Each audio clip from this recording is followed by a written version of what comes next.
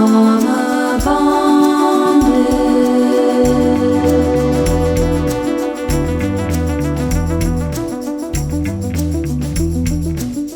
Welcome to our podcast. I'm Jess. I'm Mandy. And we are Drauma Bonded, a podcast where we bond over the drama and trauma in the Bachelor multiverse and throughout Western pop culture. Hi. Hello. I just want to say I did that whole intro without reading my note card for the first time. Dude, that means we're basically pros. Yeah. I mean, what episode is this? 18, 19?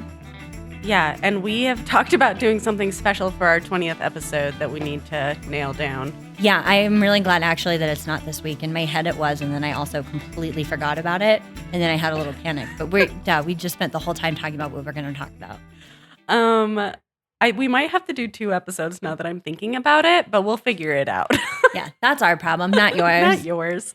So we've got a candy review today, and we are going to talk about Laffy Taffy Bites, specifically the tropical flavor ones, which I do feel are maybe a touch lackluster in their flavor. Okay, that's what I thought too. So I will say there's 4 flavors: red, orange, which honestly, what the fuck? Mango, pineapple, and guava. Honestly, what the fuck? Cannot get over how good pineapple and guava are. But the other flavors are sort of just like the mango and the red orange are a little...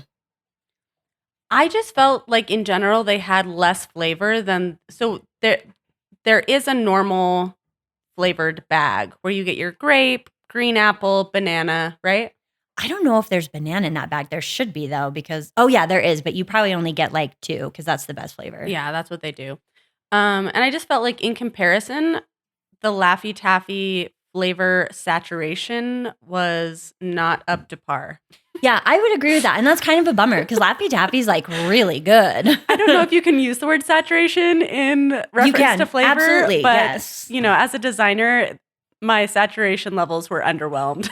I feel you. Oh, and so in the Laffy Taffy Bites, the not tropical one, it's weird. You get strawberry, blue raspberry, cherry, and green or sour apple. Okay, so that's problematic already. They're taking out the 2 best flavors. Grape and banana. Jeez. I know. Anyway, so it's still a good texture. I enjoy them, but they're probably not like the best candy we've ever had. Yeah. Just a heads up, we usually don't have the dogs in the room, but today they are in the room. So if you hear any background sounds, it's just Rook and Chewy. Yeah, it's just our buddies. They're trying their best to be really good, so they're just laying at our feet, chewing on every bone they can find, which is very good for them, bad for us. Yeah, but they're being good. We love them.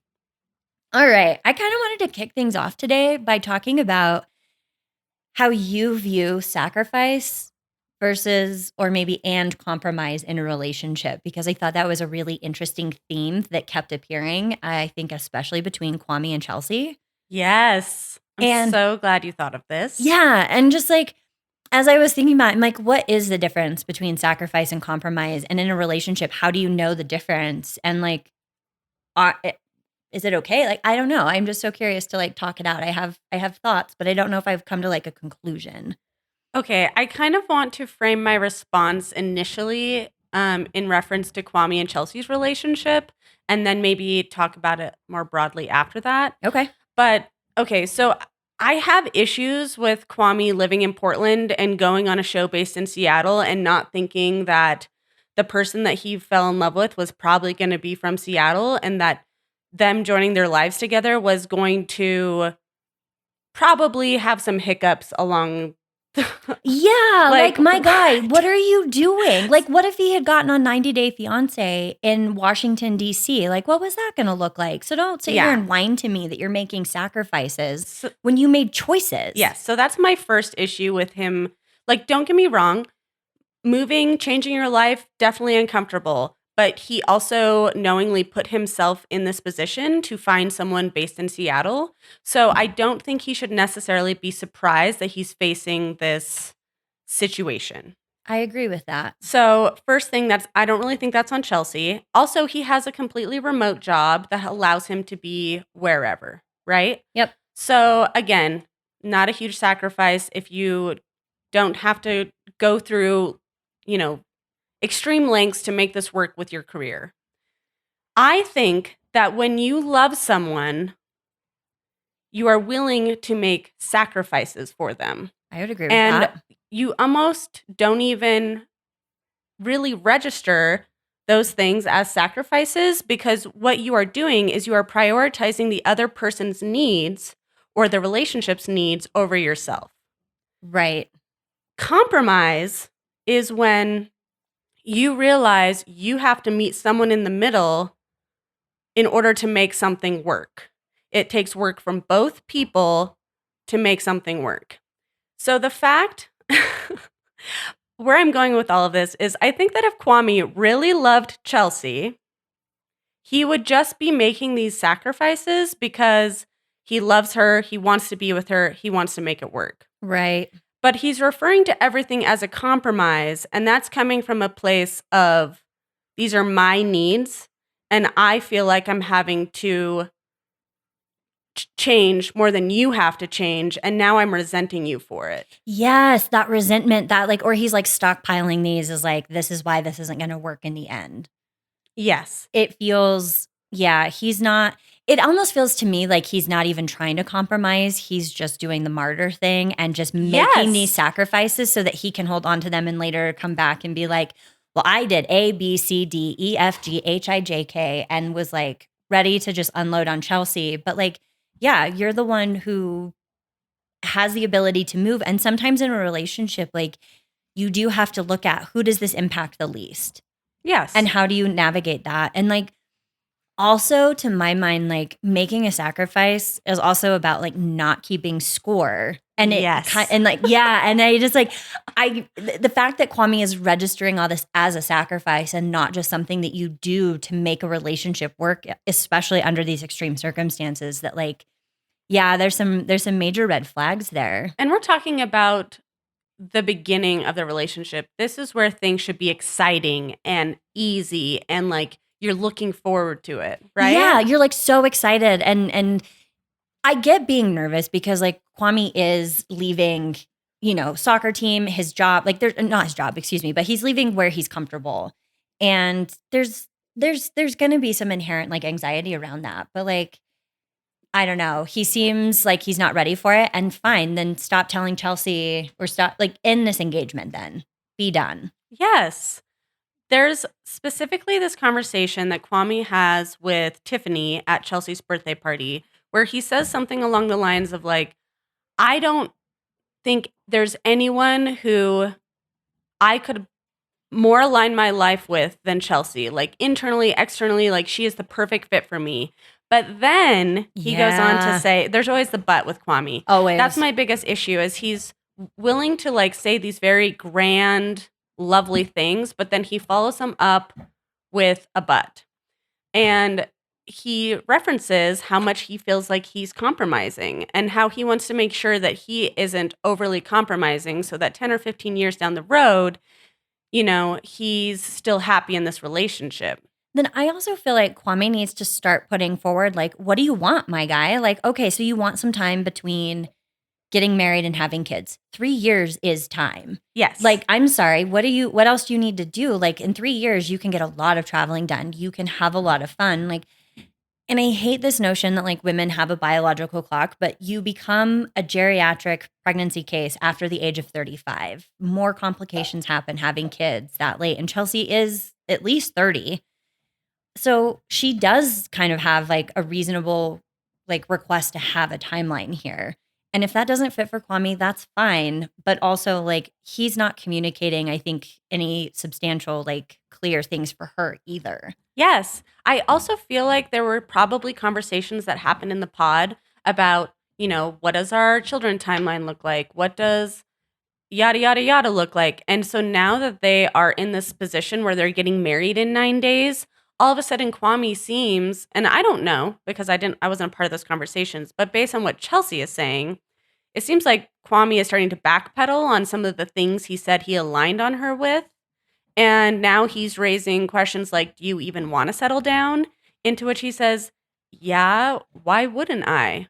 Well, the last 5 minutes, we just listened to you talk about how you felt like you were sacrificing an adventurous lifestyle And now if you have kids, it changes everything and you wouldn't get to experience A, B, and C with your partner. Yeah. And then they have another really kind of terse conversation when she's like picking out outfits. Oh my gosh.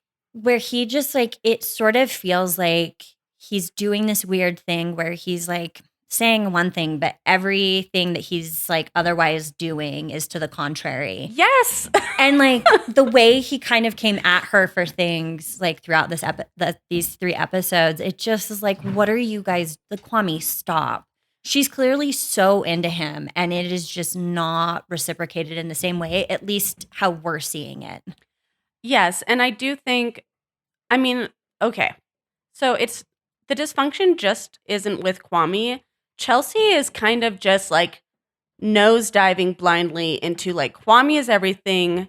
I'm saying yes at the altar. I want to be married. I want to have kids.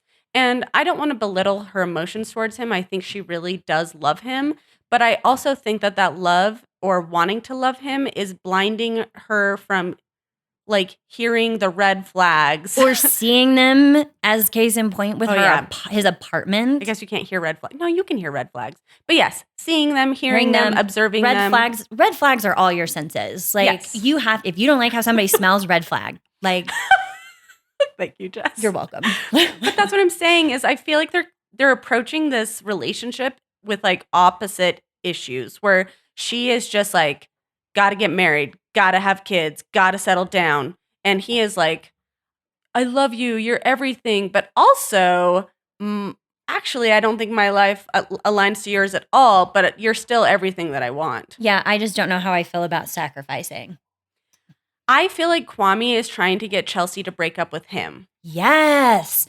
That is exactly how that feels. I hate that tactic too. Like, own your shit. If you are just, if you feel like this relationship is not for you, don't force somebody else's hand in those situations. Own it. Like, that is just so fucked to me. It's very obvious to me that he's playing that game. And even when he talked to Micah again at Chelsea's fucking birthday party, like, don't even get me started. Like, how are we here again? And we'll talk about that conversation too.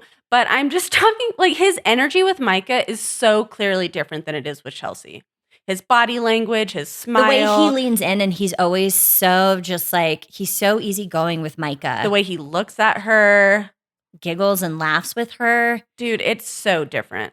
Yeah. And I do have to say, like, if Kwame was engaged to Micah, Kwame would be just as unhappy. I swear to God. Like, there's no way he would survive Shelby. And, you know, no, this is stupid. This is a case of the grass is always greener. Yes. And it's easy for Micah and Kwame to be really into each other because they're not responsible for one another. Yeah. They're not engaged. They don't have to plan a future.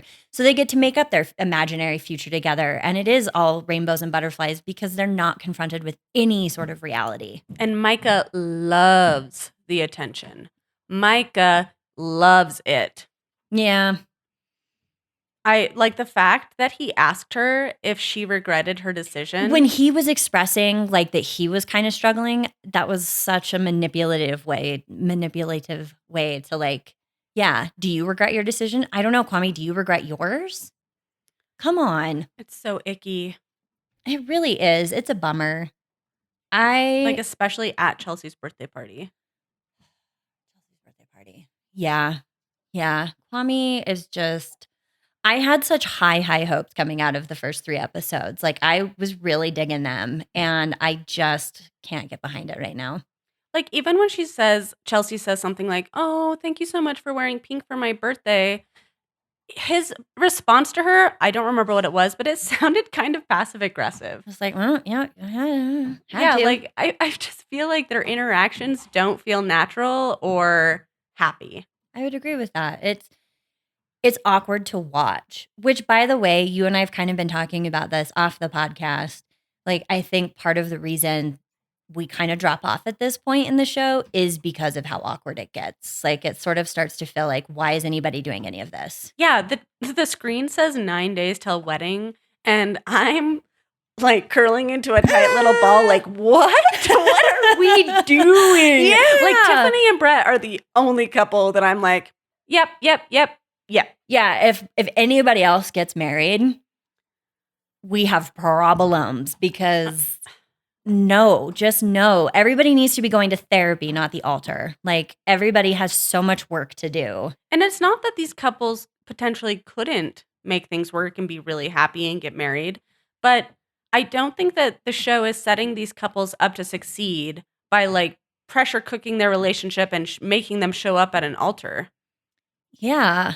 Pay for 9 to 12 months of therapy for everybody before we have to get married. Because you know what? A good therapist is really expensive. And like, you don't have to pay for an apartment. They don't have to live together. Just offer them couples counseling for a year. Oh my gosh, I love that idea. Yeah, therapy is the way to go here. I don't know. We're not seeing a lot of success. Can we talk about Kwame's apartment really quick? Oh my God. This also for me is just a moment where you can tell Chelsea is, this is my favorite phrase ever, dumb on the dick. That she just, like her apartment is so cute, so clean, so organized. And we get in and the first thing we see in Kwame's apartment, dead plant and lotion and a towel on the front table. And he sleeps on the couch next to the lotion and the towel most nights. He doesn't even sleep in his bed. Yeah, like Kwame doesn't even seem attached to his apartment, Question. to be honest. Do you think that they have the opportunity to like come into their apartment and tidy up before the show enters it? Or do you think it's like the way you leave your apartment when you go to the show is how they enter it? That's a really good question. I guess in my heart of hearts, I have to believe that you don't get a chance to do that until the cameras are there. But then like, why would you not clean? Yeah, I just have to believe that they don't get a chance. Because why did Kwame not clean otherwise? Okay. The only part of me that thinks that he wouldn't have is it another reason that another way he's trying to get Chelsea to not want to be with him? Right, because at some point they were negotiating like the dishes into the dishwasher. She's clearly a very clean person. Yes. And Kwame's not. No. And on the one hand, I do think it's better for people to just know that up front. Like, I'm not a very tidy person. Yeah, because it kind of sucks when somebody plays it up like, oh, I'm really affectionate, I'm really clean, I'm really into sports or blah, blah, blah, blah. And then it turns out like none of that is true. Yeah. That would be upsetting. But then also, like, you're on TV. You have camera crews coming. Why would you not clean? Yeah, so they probably don't, but there is that question mark of like, does Kwame just not care what Chelsea thinks of his apartment? I don't know. Kwame seems kind of like a smooth operator in that like he's not exactly used to women having opinions about him in that Or way. going out of his way to be something else for a woman. Yeah. I don't know. He's kind of an enigma in some ways. Like I just don't understand his motivations and like I don't understand how he thinks he's going to come out of this looking good. Yeah. Especially if his motivation for this whole thing was to be on TV. You probably want to look good on TV.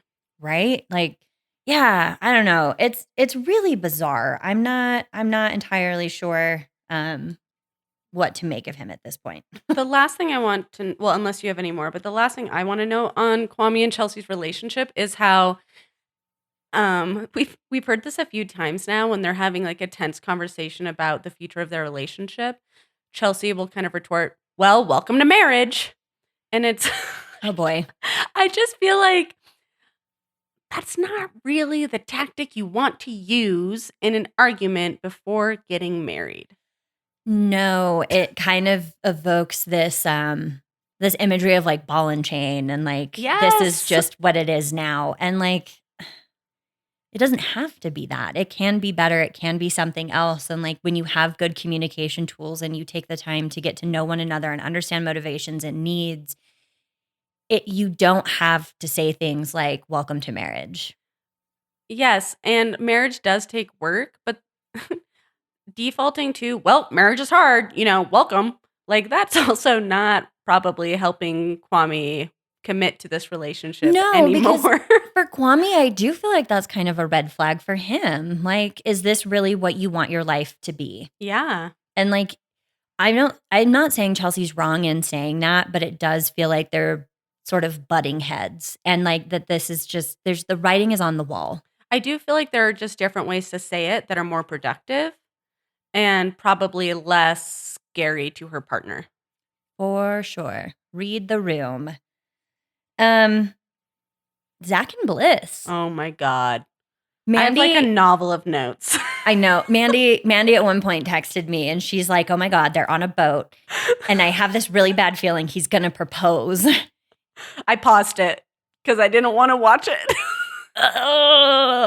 What? Okay, but before we get there, Okay. I just have to say her coming over in that red number to his house. Oh, wow. So cute. So cute. But a couple things. One, he botched dinner. Pretty bad. They ate like, I don't know, 5 shrimps. That's not enough food. Dude, not even close. The owl painting with the samurai sword is beyond nerdy. It's very intense. And I think Mandy and I are pretty nerdy people in our own right. Very. Do you want Harry Potter music playing when you open your doors in your house? No. I thought it was on the way to the bedroom. Was it just the door? I couldn't quite tell you right. It might just be on the way to the bedroom, but Zach has Harry Potter theme music play. I think I would want to punch a wall if a song just like repeated over and over in my house. Zach is so weird. He's real nerdy. Yeah, like legit nerdy. Okay, so he is weird. So when they met his family, sorry to jump. No, we're jumping all over the place. Okay. We're not recapping, which is why we kind of just like go all over. We're just talking about the things that stuck out to us, and sometimes it takes us a minute to like recall them. Kind of on the note of how weird Zach is, when he introduced Bliss to his family, did you notice he had the weirdest facial expression almost the entire time? And he said almost nothing. And so she's there talking about their relationship, introducing herself. And I'm going to sound kind of mean, but it's like he was like smelling a fart the whole time. Like I didn't understand. I don't know if he was stressed out. I didn't know if he was just wanting Bliss to have space to introduce his family. The whole dynamic, though, was so strange to me. I didn't understand his energy, his facial expression, his like how he was helping her navigate this situation. It was so bizarre. I think it was really bizarre. And I don't think Irina was wrong when she called out kind of like how kind of awkward he can be to be around, because you're absolutely right. He gets that like look in his face where he doesn't blink. It's like kind of a smile, but more a grimace. Yes, that's the face. And you're just like, I need something more from you. What is going on? And I can understand having stress responses like that, because I think sometimes I get out of a situation and I'm like, oh my God, did I even talk? I don't know. But it's not doing him a lot of favors. No. And I just, for him and Bliss, I mean, spoiler, they get engaged. She says yes, which is bananas to me. Why? Why are you now committing? Like, if you guys like each other, just give yourselves the space to enjoy a relationship. I think they both really like each other. I don't understand why they feel the need to commit to this like streamlined process at this point. Do you think production was pressuring him into proposing, or do you think it was Zach's idea? I love to blame things on production, but I think in this case, my heart says that Zach really wanted to do this. Like that right. Zach had something to prove and really wanted to make sure Bliss didn't feel like she was chosen second, but she was. And my concern is like, I hope she can really understand that Zach made a mistake and isn't trying to choose her second, that he needs to work on himself and kind of figure out why it was he was so inclined to choose Irina. Yes, there's a lot there. There's so much there. And I also hope that Bliss gets help and can, I don't know, whatever she needs to do to also be okay with it. It feels too soon to be saying yes to an engagement when you've got a previous engagement from like 2 weeks ago hanging over you. That's a lot. Yes, and I kind of want to talk about that because even though they are engaged, Bliss continues to kind of fall back on this second choice issue. Mm-hmm. And I don't blame her. First of all, that's a lot. And I think she's allowed to, take a minute to explore why she feels that way and how she's going to process that and how she's going to forgive him ultimately and move forward. But I also think that her continuing to like bring it up is creating a lot of dysfunction in their relationship. Yeah. And I'm not saying she shouldn't be bringing it up, but I'm like, maybe you guys shouldn't be engaged if you haven't worked through this yet. Yes. And this is the hardest part. And I want to be careful with my words here, but it's like when one person cheats and a couple chooses to stay together, you've both made a choice, and the person who was cheated on can't default to constantly throwing that into their partner's face because that isn't productive. And even though Zach didn't cheat, I feel like it's still a really bizarre dynamic. And the closest thing I can get to it is that sort of cheating analogy. And you're right, it's not healthy. Like, it's not being brought up in therapy, or it maybe, I hope it is, but like, it's not being brought up in productive settings. They're not having good conversations around it. They're sort of talking past each other. They're not acknowledging how each of them feels about the situation. Well, at one point, Bliss brings it up and she references how much she is having to struggle with her pride because Yeah. of what happened. And,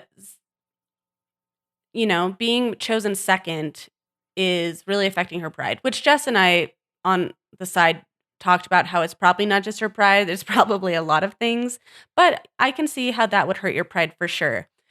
And in this conversation, Zach kind of starts deflecting and is like, but I'm not choosing you second. I don't want to be with her at all. So if no part of me wants to be with her, you are not second choice. And Zach, that's not how it works. Like you don't get to tell her how she should feel based on your actions. Yep. And two, you literally chose her second. So yes. Yeah, you broke up with her and chose Irina. And then when shit hit the fan with Irina, you went back to Bliss. Like, I don't know. I get where he's coming from, but at the end of the day, that is being chosen second.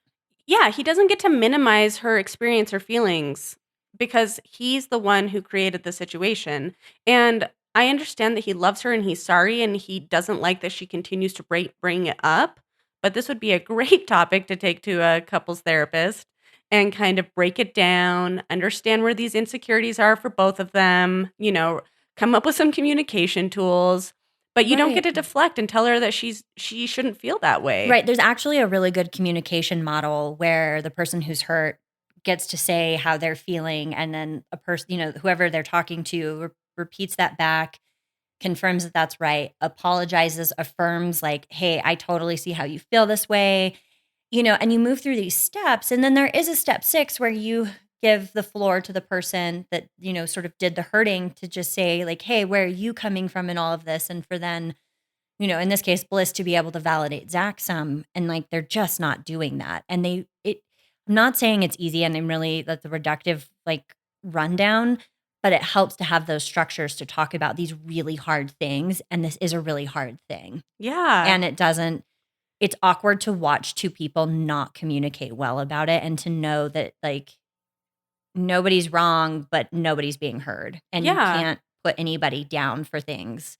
Despite the engagement ring, we just keep going round and round and round back to this conversation. And it's like, if this isn't resolved, I don't know if you should be saying yes at the altar. Ooh, nope. It's a recipe for disaster, for resentment, for just on both of their parts. It just, yeah, I don't know. I'm really nervous for them. I'm kind of shocked that they're on this accelerated timeline. They're getting married in 9 days. One part that I did like with Zach and Bliss was when Bliss introduced Zach to her family. Bliss's mom. Oh my goodness. Is Bliss's amazing. Mom. When she said, if my daughter chooses you, then I'll be your mom too. Wow. Ooh. Tears. Yeah, that one got me. What a lovely, lovely woman to just like to trust her daughter and to open her heart to somebody that her daughter has opened her heart to. Like, wow, what a great moment. Well, even after Zach was honest about the Irina situation. I will give Zach some credit, and to just like own your bullshit is a good way to handle things. And so at least Zach is doing that. Yeah. And I think he owes Bliss's family that, because she came home and sobbed about it. Like, her family knows how much he hurt her. Yeah. So he does need to sit with that discomfort of like walking Bliss's family through all of this. I think he did that part very well. He did.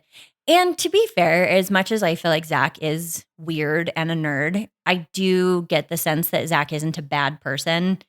He just has some work to do on himself. He does. And that's okay. Like, everybody's going to be in that spot. Like, we don't live in a society that values therapy from a young age and an ability to go inward and reflect. And I think, honest to God, I feel like it's only been since my 30s that I've had the ability to like really sit and look at myself critically and with compassion and grace as well, and do the work. So, yeah. And I think, leaving Irina and processing that and kind of being in tune with why you made the choices you did is a great starting point for him to do that.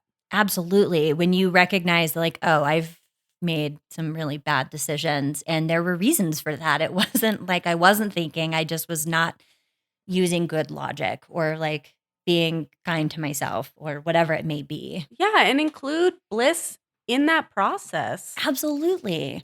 That's one of the best parts about being with somebody, is that they should be able to support you through your growth and be a sounding board and be somebody to help you work through those problems. And Bliss does genuinely seem like somebody who could be good at that. Yeah, I think so.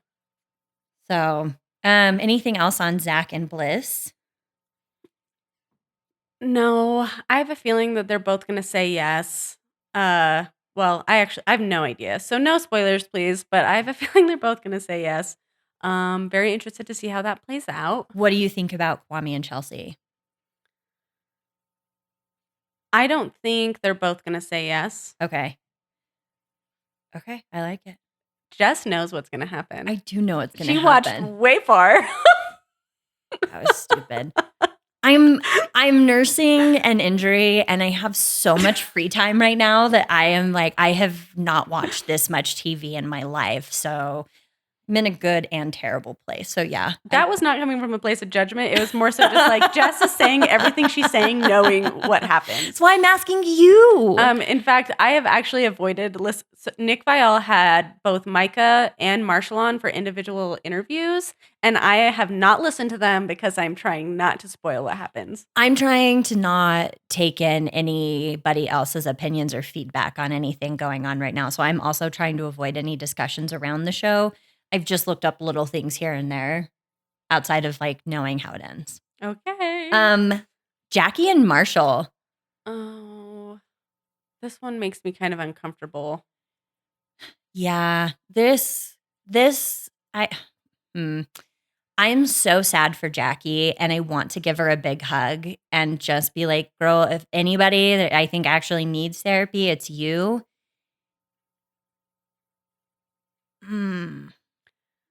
And she's really pushing Marshall away. But I think Marshall needs therapy too. Oh, yeah.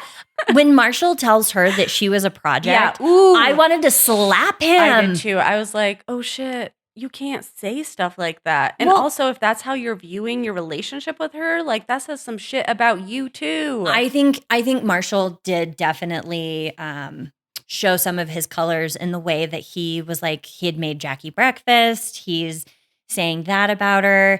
He talks about how other women have been in this position with him. And it's like, okay, but what starts to be the common denominator? Are you going after women who are emotionally unavailable to you? And why? Yeah, like what are you gaining from this, Marshall? Because this is just, what is it, masochistic?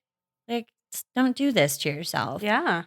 And on Jackie's part, like, oh my God, pick the guy who cries. Pick the guy who's confident and secure and into you and is not going to clap at you or, degrade you. You do not want a toxic masculine partner. No, you don't. You want a man who can show emotion. You want a man who is into you. I don't understand this idea. Like, I hate this aspect of dating culture where women want manly men. And like, that's not a manly man. That's That's a person who needs help. They both want a version of dysfunction They in a do. partner. They're guilty of the same thing in a different way. Yeah. And it makes me sad because I feel like they probably do have a lot of affection for each other. And I think it could work, but I think they're both too young and in a spot where they really need to spend some time with themselves and evaluating like what they really want from relationships and why. It bums me out for Jackie though, telling Marshall to boss up. Oh. Well, and then when he was talking to Brett about it, Ugh, and yeah. he was saying that she wants him to be more aggressive in the bedroom, and he's like, that's just not me. Like, I'm never going to be that person. What? I don't know. That's interesting to me because I feel like don't yuck your partner's yum. Yeah. And I do think that there can be a time and a place for that. And I do like for me, like Marshall, yes, I get that. But like maybe that would be one safe place to be a little more aggressive, to like figure out how to do that for Jackie so that she can kind of lean into like your softness and your kindness in other areas of life. That would create an interesting balance. I do think that some people just aren't into certain things sexually. This isn't coming from a place of judgment. I'm just saying Sure. some people are, some people aren't, to each their own. Right. It can be kind of hard to like slap your partner around, choke them, like actually be what you feel like is potentially being abusive, but in fact, like that's something that your partner enjoys. Like, Yeah, but you know what? That that all just requires communication. You have to be able to talk about how it turns you on and why, and like how it makes you feel to do that to your partner or to receive that from your partner. absolutely. And that is what is clearly lacking between them is they just have no idea how to talk to each other. Well, she's trying to ask him for that, and that comes across as an attack on his masculinity. Right. Because Marshall is confident and comfortable with who he is. Yes. And you can tell that like the way that he talks to his sister when she comes to visit about like how he's feeling more inspired to write. And, you know, Marshall is he's a soft guy. And I love that. I think we need more men who He's can in tune with his emotions. yeah, lean into that. That's amazing. That makes for happier men. That makes for men who don't do shitty things to women. And I think he's really in tune with that about himself and probably really proud of that part of himself. And so when she kind of comes at him like, be more aggressive or like boss up, I think that that immediately makes him feel like he doesn't know how to be that for her because he doesn't identify with that type of man. And I think especially as a black man, that's like extra hard. And so, yeah, she's not seeing Marshall for the good that Marshall has to offer. And he is so into her. Like he thinks she's super sexy. He does want to have sex with her. He is so into her and she wants somebody who's going to neglect her to, you know, make her feel bad and kind of have to fight for it. And like that's not love. When he talked about how he's always kissing on her and rubbing on her and loving her, but he doesn't feel like she is giving any of that attention back to him. Yeah. It would be interesting that if he felt that physical connection from her, if that would have changed the dynamic of that boss up conversation. Right? Versus him just feeling like he's deprived of love and she's telling him to be somebody that he's not. Yeah, because I think that if there was more mutual affection, there would be more trust. Yes. And you would be a safer space to maybe propose like, hey, I'm kind of into this thing. And maybe she could say it in a different way. But I also think that if he feels like he's not getting a lot of affection from her, he's already feeling insecure. 100%. And I have this feeling. So Jackie, before Marshall's sister comes over, says that she's ruminating or she's like in her head. And like, this is the thing. I can also do that. I can be gloom and doom for days on end. I can hold on to a thought.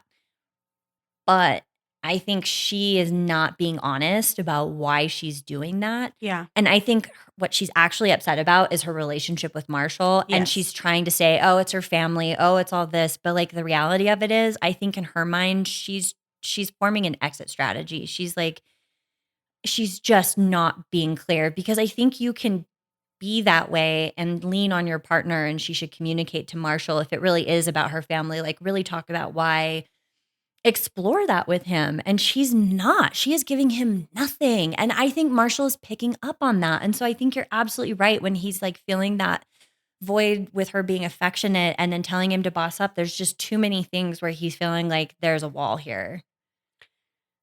Yes. And we meet the exit strategy, and his name is Josh. But no, I think you're totally right. And it bums me out because I know that there are pieces of her that identify with how Marshall can be a healthy partner for her. You know, when she says, like, he makes me feel grown, he makes me feel safe.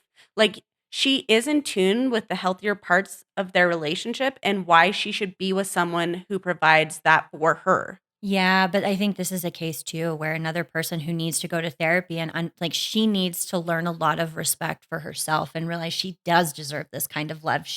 Yeah. She is lovely and, you know, she should be loved by somebody like Marshall and not treated like shit by somebody like Josh. But she has to do the work to understand that herself, and no relationship is going to teach her that. Yeah, there was kind of a thread of this throughout a lot of people's talks. I think Kwame also talks about like Chelsea being his everything. Like that's too much to put on your partner.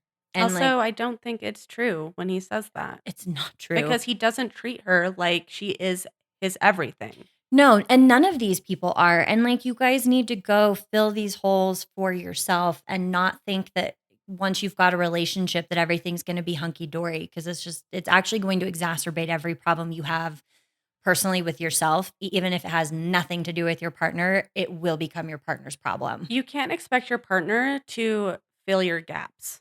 No, you can't. They can be there to support you while you're filling them, but you have to do the heavy lifting.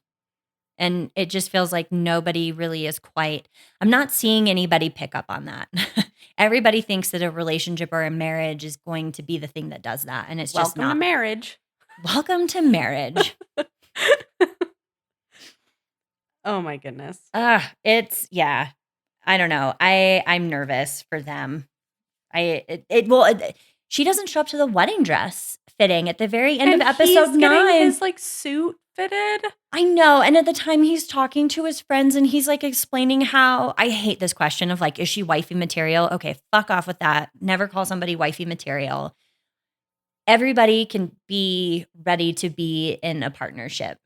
And like, I think that that's important. And Jackie's not there. But when Brett walks up and is like, hey man, I need to talk to you.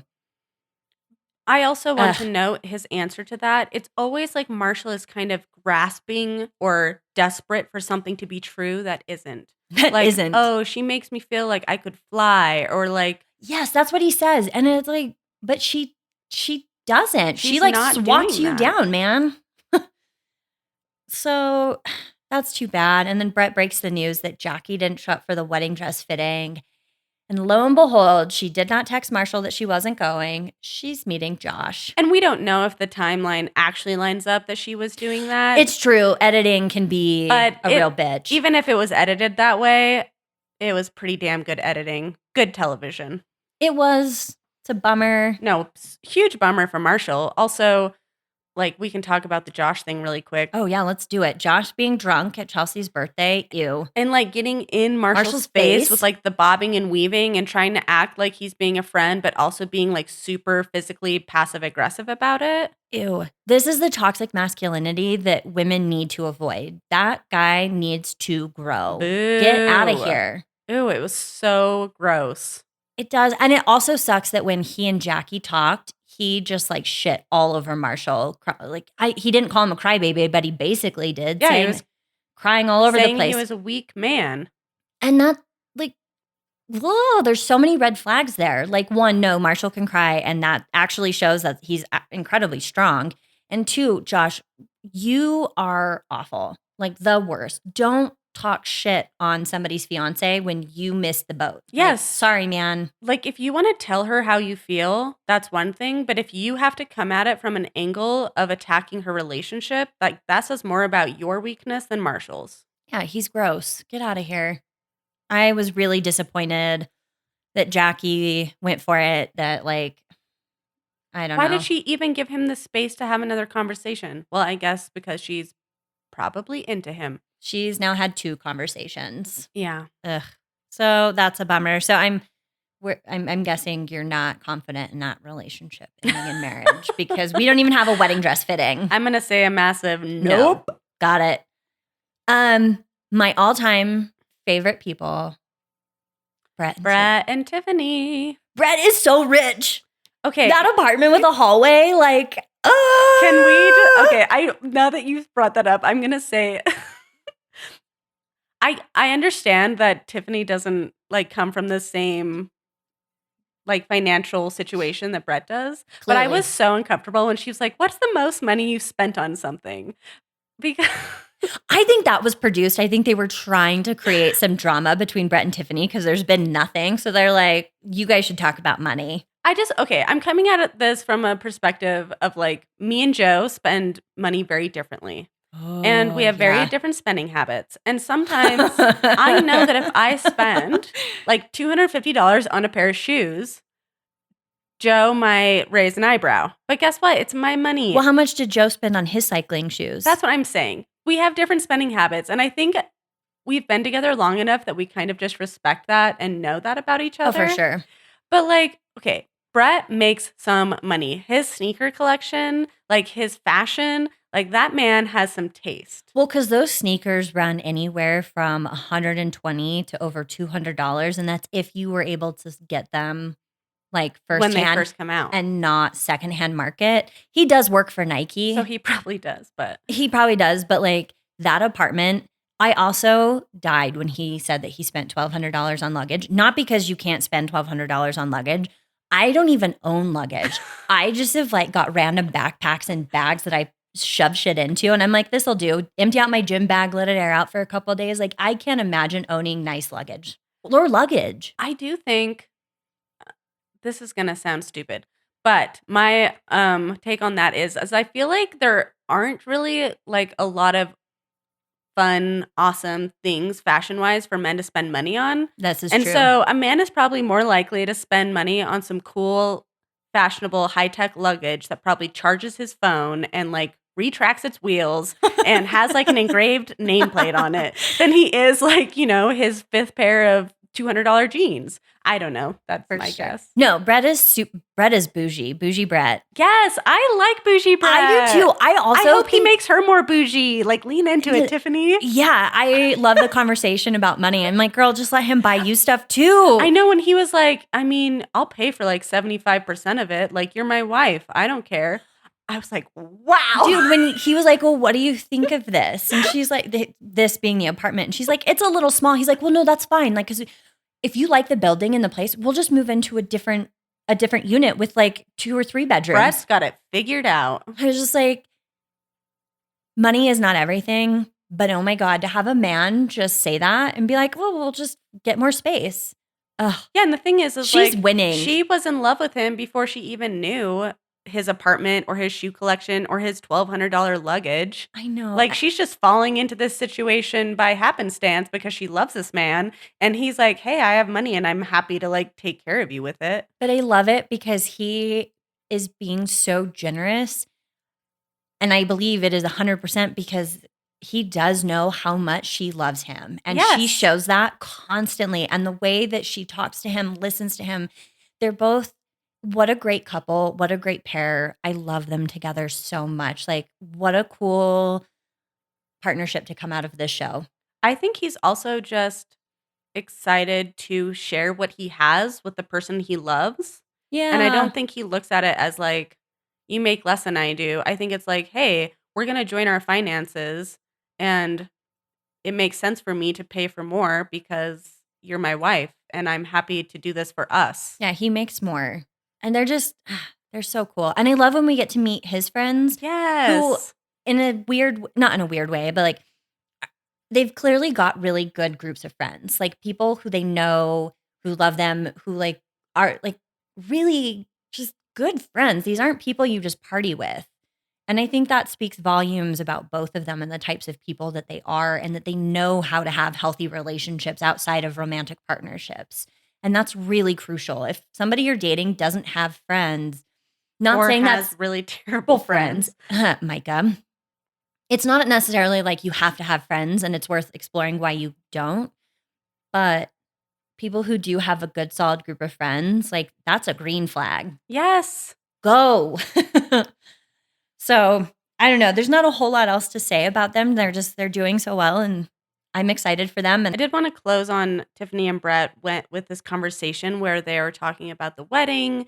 And I think Tiffany was saying, like, I don't know, she's asking him, like, why aren't you nervous? Like, it's so close. And he was just so grounded and said, like, I'm not scared because I'm with you. Like, you're the reason I'm not scared. And yeah, oh my God.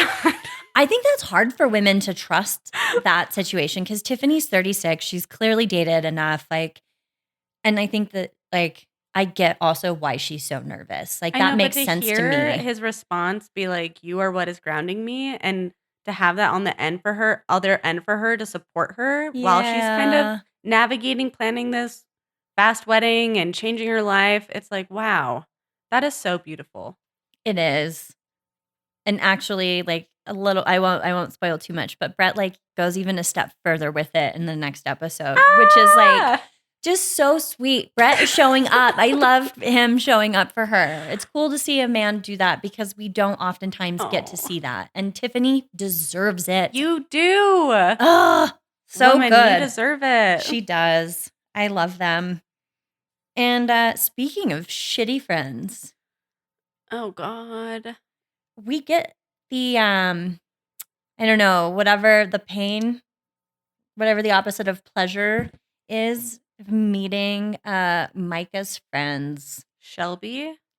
I don't remember the other one's name. She's kind of unmemorable because she's not a raging asshole. Shelby is the worst, and Micah has questionable friends.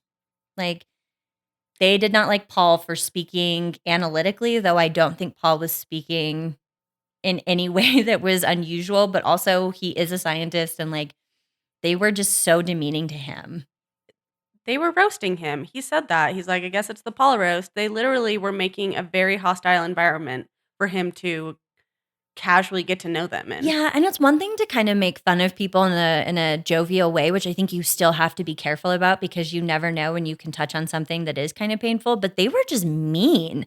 This wasn't even funny. I think roasts are supposed to be like kind of funny, but like Shelby was just awful. And it sucks that Micah gives her that kind of control or power. Micah talks about how Shelby, as a friend, is her harshest critic and how she has single handedly terminated multiple relationships. Red flag. And she's like, Shelby's just like staring Paul down the whole time Micah's talking about this. And eventually, Shelby makes Paul uncomfortable enough that he just says, like, I don't care like what you think. And Micah is like, that's the moment Micah decides to be offended. Yeah, she's like, You have to care. that's the wrong attitude to have. Why don't you have to care what she thinks? She's my best friend. So marry Shelby, Micah. Yeah, the whole conversation, Paul was viscerally and physically uncomfortable, and Micah never once supported him and backed him up to Shelby. Nothing. She just was irritated that Paul didn't rise to the occasion. And it's like, why would he? Also, they did not give him a chance to rise to anything. They he answered their questions and they just made fun of him. That's when they called him analytical or like speaking like a scientist. I'm like, you guys are dumb as fuck because like Paul wasn't even speaking that and like, what? Also, he said some really nice things about Micah and talked about like the way they connected and why he chose her. Yeah, and that he doesn't casually date. You know, he's in it to win it. I don't know. That was so disappointing, and I really felt for Paul. So then Paul leaves because he's not done. welcome. And Micah is sitting with Shelby, and Shelby goes on to tell Micah that she's not, quote, fingers with it. And Micah's like, what? You're really not with it? And Shelby says something along the lines of like, I want more for you. Yeah, this isn't the wedding you deserve. Yeah, I want this like crazy love story for you. He's not it. And Micah is like wide-eyed, incredulous, like she cannot believe her friend is saying this, but she doesn't defend her relationship. She doesn't, which to me, this moment, I was like, what is Micah gonna do? This is the first time where I felt like Paul and Micah grow on me at moments. Like there are times when I see them together where I'm like, actually, they're kind of cute. Like when Micah meets Paul's mom and realizes that like Paul is dating his mom and Micah calls it out and knows it. They are kind of the same. And like I could see how Micah could be somebody almost like comforting to Paul. But like this was just like, Micah, you're giving your friend too much credit here. And also like, what are you going to do? They don't like him. I'm sorry, but how old are you? This just made me feel like Micah is a child. Like, is this really the dynamic you're allowing to control your relationship? Also, that's such an awful friend. Like, it's one thing if your friend's in an abusive relationship or there's something really off, but if somebody is making your friend happy and they are in a good place in their life, you are supportive. Yes. Period. Like, your opinion doesn't matter. And you don't get to fuck with Micah's head because you don't like your first impression of Paul. Yeah, to me, on like, as I was thinking about this morning, as I was rewatching some of this, I was thinking like, this almost comes off as like a jealousy thing. Like that maybe Shelby's used to being queen bee. Oh, yeah. And now Micah is like on a reality TV show. She's clearly really hot. She's got 2 guys going after her. She's like actually doing well for herself. And to me, it almost reads like Shelby can't take it and just feels the need to shit all over it because she's jealous. Like it really just, I don't know. It just reads jealousy to me. I think that's a sound reading. Also, they were there to celebrate Shelby's birthday. And when they go to do a cheers, she's like, oh, should we cheers to you guys? Like the jealousy is tangible. Yeah. Shelby's like you could cut it with a knife. Yeah. And I mean, we have many birthdays, so it's not like every birthday needs to be special. But on the other hand, I do kind of understand potentially the annoyance of like your best friend showing up with a filming crew and a new boyfriend. Like that is a little distracting. Well, don't worry. Shelby made the entire interaction about herself. Yeah. Okay. Right. So she really managed to, I guess, win the night. She did. She won the night. She won her birthday. You go, girl. It's your party. Paul's apartment's pretty cute though. Paul lives there for sure. It was so Paul. All those knives everywhere. I'm like, this is Solomon to a T. Like everywhere I look, there's some weird knife that is not actually capable of being used as a weapon or anything. It is just a knife. So can you explain to me the Arizona thing? So does Micah live part of the time in Scottsdale and part of the time in Seattle? Yeah, she's rich, bitch. I guess she just has like 2 places and she just like floats between the 2. And like Paul's an environmental scientist. I just want to point out that like Paul's probably not good with like just bouncing back between places. You know, that's like carbon heavy footprint. And Paul also didn't go on a show in Arizona. He went on a show in Seattle and doesn't seem like he really wants to live in Arizona. He also travels a lot for work and probably wants to just have a home base. Yeah, I would agree with that. Yeah, this was another one of those moments where you're just kind of watching something really awkward unfold where they just like can't decide where they're going to live. And typically you, when you're dating, have time to work this out so that you're not trying to figure this out 9 days before a wedding. This isn't great. I also didn't love, okay, this is where I struggle with Micah. Like the way she kind of was judgy about Paul's apartment and the way she talked about their wedding to her parents, where she's like, Paul would just follow my lead. Like, Paul's an autonomous human being. like, while Paul may not have a great sense of fashion, you still should like ask Paul what Paul wants and what Paul thinks and like integrate that into the choices you're making as a couple. Absolutely. And it does feel like Micah's not really leaving room for Paul. He's just going to fit into her life and his is going to fade into the background. And I hate that. I do too. And to be fair, I do think Paul needs to like communicate that and say something. Like Totally. Paul is smart. He clearly can speak up for himself. So like, come on, my guy, what are we doing? Say something. Like tell Micah this isn't okay. Well, I feel like he kind of does with the Arizona thing. Yeah, he's like, I'm not going to do that. But then he kind of was like, well, you know, I'm not going to say no. Like, if we were married and this is what this looked like, that we could definitely have conversations about Was it. that final conversation that they had right before? Like, I think it was the last time they were going to see each other. So they went on one final date. He was really affectionate in all of that. That kind of surprised me. Well, do you remember at Chelsea's birthday party how Zach and Paul were talking, and Zach's I find it hilarious that Zach is like the relationship advice guy. But he's like, you really just need to make her first feel special. You need to pour all of your energy and love into it. Like, this is going to make all the difference. And on the one hand, okay. But on the other hand, Paul is like dealing with these conversations with Shelby where Micah isn't even defending him at all. Like, It's hard to Both pour love peop- into somebody that treats you like that. yes, both people need to be working on the relationship. It can't just be one person being the affectionate one and the other person soaking all of that up. Yeah, that is a really bizarre dynamic.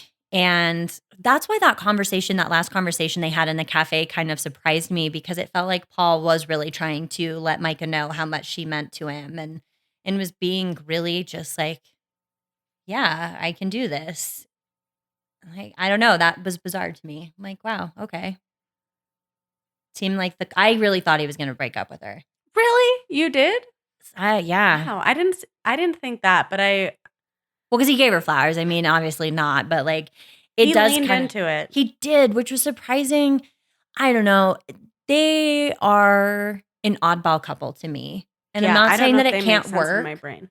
but like, yeah, they don't make sense in my head either. It's just kind of like, what is happening? Which sometimes couples that don't make sense are great. And they end up making the most sense. Like that Yeah. can really work. So, yeah, it's not to say that's a kiss of death by any means, but also some of the things that they're not lining up on feel kind of bigger than just like opposites attract. Yeah, and I think they're both a little emotionally immature. Yeah, I think so. I mean, and that is like, do you remember talking about Zach and the conversation that I think his dad had either with Katie or Gabby about how like relationships are forged in hard times? Mm-hmm. And I understand that sometimes those hard times can happen after marriage, but I also think you get a taste of those hard times when you're dating, and you need those moments to like really see how somebody actually is in a crisis or when something comes up. And none of these couples have that. And like they don't have any emotional maturity because they really haven't had to have any emotional maturity. That's fair. I want to say that if I was Paul and I had been in the situation he was with Micah's friends, and Micah did nothing to make me feel more confident or supported in that situation, I don't know if I would go out with Micah again. Yeah, I agree. I think that's a deal breaker, personally. I just kind of don't think Micah is even showing herself to be that good of a person at any turn. Like, I don't know if she's just hiding this better from Paul, if she's like bamboozling him. Not really. I hate to say that because, like, you know what? Men are capable of like seeing through bullshit, but like, I don't know. Micah just is not it for me. I really don't like Micah. I agree. And you're right. Paul's a grown man. Absolutely. He can navigate this. He can. But I also feel like Micah plays weird mind games.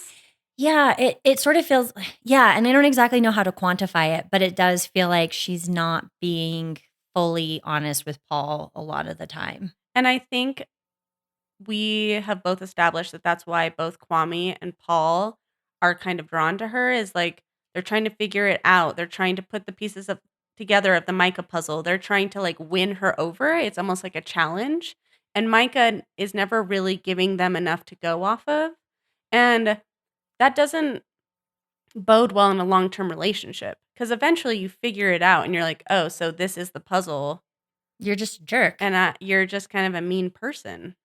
Yeah, that you've managed to like manipulate and hide in different ways. Yeah. I just think I don't know. And to me, that just screams like Paul is either going to learn the hard way or he's going to like do what he needs to do and end this relationship. I wish he would just use his little scientific brain and put together the equation and what it equals and get out. Yeah, you've got known quantities. The effort and energy you're putting forth into this is not giving it back to you. Yeah, energy in, energy out. It's not balancing out at the moment. So I don't know. Yeah, I'm nervous for them. So what's your suspicion on them making it to the altar and a yes? I'm going to be really sad if Paul says yes and Micah says no. Oh, Yeah, But I don't think they're both going to say yes. At least I hope that they don't. That might be mean, but I don't think it's smart. I agree. I think they're one couple that like, well, I don't know, Chelsea and Kwame, but Micah and Paul are a close second for like, this just doesn't seem like it could end well if you get married. There's just too many things that are not being addressed appropriately for you to have a successful marriage. I do think that so far Paul and Micah seem like they are slightly more on the same page than Chelsea and Kwame. I agree with that. They also seem to like have really cute chemistry. And that's where I keep coming with like, sometimes I see them together and I'm like, they are actually funny. Like they make each other laugh in Yeah. ways. And like, they seem into each other when you get moments of them just together. Like it is really cute chemistry. They kind of bring out sides of each other that they need. Yeah. You know, like Paul needs more laughter and more probably like emotional connection, and Micah probably needs more stability and someone who grounds her. Yeah, and somebody who can approach things from a little bit more of an analytical standpoint Yeah. than just by So I do see how the dynamic would work. absolutely. But it's just not good. And I don't know, Paul, despite myself, I like Paul. Paul's such a cutie. I like Paul too. I know. Paul's pretty good. Paul means well. He does mean well. I really do feel like, yeah, I think so. I think they both just need to grow up a little bit. I agree. Like Paul in 10 years, babe. Yeah, Paul is going to have no trouble. Everybody, Glow up. I think Paul's like 28 right now. So in 7 years, you guys, if anybody's single and listening, just like hunt him down, see where he's at, because he will be a catch. I feel like he's going to learn a lot about himself through this process. Maybe he'll go to therapy. Or the other direction he could go is he could just turn into a total douchebag who's like really full of himself and like, I don't know, TBD. That's true. I hope that doesn't happen. I'm cheering for emotionally intelligent scientist babe Paul. That would be hot. Yeah. with those curls and that smile. Yeah, I'm here for it. Our drama rating. I'm giving it an 8. An 8? Yeah. You guys, I had to kind of rewatch episode 8 because for some reason I decided to watch it one night when I was a little bit tired and not all the way sober. And I told Jess the next morning, I was like, holy shit, that was the wrong episode to sleep on because so many important conversations happened in that episode that were kind Yeah. of like showing you how these relationships were shifting and growing, whether together or apart. And it was blowing my mind. So I rewatched part of that episode this morning because I was like, that was too important. It was too pivotal. There's like stuff that we have to pay attention to that is like depicting the dynamics of these relationships and like if these people are going to make it or not. Yeah. Okay. I totally respect that 8. What's yours? I was sitting here like debating between a 4 and a 5. And then when I know. And then when you said 8, I'm like, are you dumb? Like, what's wrong with you? Yeah, Mandy's probably right. It's because Jess has been watching Vanderpump Rules where every episode the drama rating is like actually, yeah. Now I've been tainted in terms of like my understanding of drama, and this is child's play. Yeah, this isn't real reality television drama. No, this is nothing. No, you're right. I do just feel like there weren't really, for me, I think I'll probably give it like, I think I'm going to stick with my 5. I think different headspaces for sure do play into how you receive this. And like, to be fair, it's been, I think like maybe 2 Zach and a half proposing weeks. to Bliss? Kwame and Chelsea talking about if they're going to have kids in 3 years? I know, but like, I don't feel like any of that like The struck Shelby me. of it all? Shelby's the reason I give it a 5. Otherwise, I do feel like I get kind of bored through this little section. Damn, okay. And like, in part just because like they're either going to get married or they're not. And I don't know how much like everything that's going on right now entirely influences that. Like, Okay. But what you just said is why I gave it an 8 because I'm like, holy shit, these people are having these conversations and they're getting married in 9 days. I do love it. You're right. You're totally right. I'm not convincing you to change your 5. I'm just backing up my 8. I think your 8's totally backed up. I think people are going to be like a 5, really. But like I was saying, it's also just been a minute for me, so I might not be feeling like the visceral reaction to all of this. That's fair. Zach proposing was cringy, but not dramatic for me because also I just feel like Bliss, like from the moment she walked into that restaurant and was so mad at him and also so in love with Yeah, him. she I was tried just to act like a hard ass, but she was totally into him. yeah, I just haven't been, I don't know. So that's where we're Okay, at. I respect the 5. I respect the I 8. appreciate when we have different ratings. I do too. It's But probably- you are making me feel like on this one that I'm probably off a little bit. We'd be very curious what your rating for this 3 episodes would be. Okay. But we're going to take a minute. Okay, wait, really quick. So there's 13 episodes, and does that include the reunion? Yes. So now we have 10, 11, 12, and 13. So do you think that we should do 10 through the reunion, or do you think we should do 10, 11, 12, and then have a podcast about the reunion specifically? I think we should do all 4. Okay, deal. But we can wait to talk about the reunion until we cover everything that happens and then touch base on the reunion. Okay. I don't know, TBD. If it turns out to be 2 episodes. We're going to figure it out. Yeah, not really. This is not a show that we're entirely familiar with, so it's hard for us to quite know how to structure it. But are you liking it so far? Okay, so episode 7 was really hard for me to get through, and I told Jess, I was like, this is the part of the show where I usually stop watching. Like, I'm definitely a little bit emotionally checked out. And then, I'm sorry, but episode 8, like, ramped me back up. I love it. That's great. So I'm in for the ride. I don't know if I like the show, and I think it's because like I'm hooked because I want to know what happens, Yeah. but I don't know if I'm enjoying watching it, if that makes sense. No, that totally makes sense. That's kind of where I have been too. And when I like got through all of it, I think it was for me either episode 8 or 9 where I was just like, well, I got to see this through. Like I'm committed, and Yeah. I watched to the end.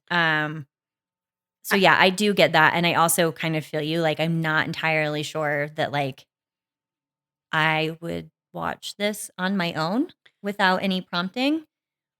I'm really struggling watching Kwame and Chelsea's relationship for some reason. That can be so hard and so frustrating. It just, yeah, it's not a very feel good situation. Yeah, I don't know if I could relate to it specifically, or if it's just the fact that I don't feel like he's being genuine with her, or she's being genuine with him. But that relationship specifically is really hard for me. Yeah, I'd agree with that. That one is tricky, especially Kwame and Micah kind of just like making their appearances in there. It really, I just don't know what it's going to feel like for Chelsea to watch all this back if they were to get married. You know, like that. That's what I think about all the time with these shows is like, this will be played back. People will see these conversations. What do you think you're going to do at the end of this all when somebody sees that? Well, I don't think people are really thinking about that in the heat of the moment. Which Wild. they should be. Yeah, they really, really, really should. So, Jess has really leaned into watching Vanderpump Rules for the first time. Yeah. And I started rewatching it. She's leagues ahead of me. Again, because I'm injured, and so I'm using all my free time to watch this show to the point where I am actually having dreams about it at night. I need to back off, but I can't back off. It's so, I hesitate to say good because like it's really stressful. Yeah. Nobody is likable. However, I have known people like this to some degree. And so there's a part of me that is just fascinated by these relationship dynamics and maybe even more so by friendship dynamics. Yeah. And like the toxic masculinity, the internalized misogyny, like all of it is just kind of incredible to watch play out in these really incestuous like relationships and friendships within a restaurant. It's wild. I'm so thrilled that she's watching it so that we can talk about it. Yeah. But I have gone back and started watching season 1. I'm about halfway through. And I will say, even jumping from season 10 back to season 1 and kind of just remembering, I don't know, like watching Kristen, rehearse movie lines and just seeing like where these characters started out in the beginning of the show and where they're at now. Yeah. It's so interesting. So I've really enjoyed the opportunity to rewatch it with Jess. And we're gonna figure out a way to talk about it. Yeah, I think for the next little bit, we've still got some other fun episodes planned, but like we're definitely going to take some, if not many episodes to discuss Vanderpump Rules. If you get a chance, it's on Peacock. I know it's not free, but it's fun. If you like Bravo, all of Bravo is on Peacock. So Yeah. And like, I don't know, I'm so excited to like really get into it with you about it because it is just there's so much constantly. Every episode, you guys, is either a 9 or a 10 on our drama rating that's why scale. I was like, Love is Blind is nothing compared to the shit you see on Vanderpump Rules. Yeah, and I don't know. Honestly, I've just been chomping at the bit because Jess is usually the person that I'm like, can you believe? But she's gonna get there, and then we're gonna can you believe together into the podcast microphones. Yeah, I told you this last night. I've got a soft goal, and it is lofty, of getting through 9 seasons before season 10 ends. And I'm on a really good trajectory because I have neglected all of my chores and like everything that I'm supposed to be doing after work. And I just am like in bed watching this show. So I have faith in myself. Jess is hardcore. I told you 100% towards anything she wants to accomplish. It's actually so funny. So I can't work out right now the way that I want to. I sort of am just like going out into the garage and doing what I can because I've got major issues with my hip. And Saul last night when we were driving home was like, you should like come up with a hobby or like something that you can do that isn't like productive or, that isn't active. You don't have to like walk Mordor again. Like just do something that's fun to you. And it occurs to me that my new hobby is watching Vanderpump Rules. Like that is what I am committing to. That is my hobby. So I'm really benefiting from this new hobby. So no complaints here. I have to rein it in so that I don't text you every second of every time I'm watching and be like, I cannot even. Well, now I'm behind you and I'm texting you about the stuff that you just watched. Well, it's good because at least I know what's going on. Anyway, all this to say, you guys, if you want to watch it with us for a couple months, you should. And we want to hear about it. And it is so fun. In a really awful way, it is the best. Yeah. Guilty pleasure. I don't feel that guilty about it. It's really just a pleasure. But yeah, I think that's it. Yeah, I think that's it. And next week we've got potentially 2 episodes. We'll see how this all plays out. Oh yeah, we're doing something special for the 20th episode and it will be Bachelor related. Because our hearts are with The Bachelor. We do love The Bachelor. Yeah, we got to bring it back. Yeah. And June 26th, charity season comes out. Very excited about that. Woo! Ready for her. Me too. I hope it's a good one. Thank you guys. Yeah, bye. Drauma Bonded is produced and hosted by Jessica Brumbaugh and Mandy Booth. Our production manager and editor is Solomon Brumbaugh. Our theme music is by Joe Waters. You can find more of his music streaming on the EP Jupiter Daywatch. Music vocals by Mandy Booth. Graphic designer is Pigeon House. Special thanks to everybody who has downloaded and listened to us. We are so, so grateful for your support. Thank you.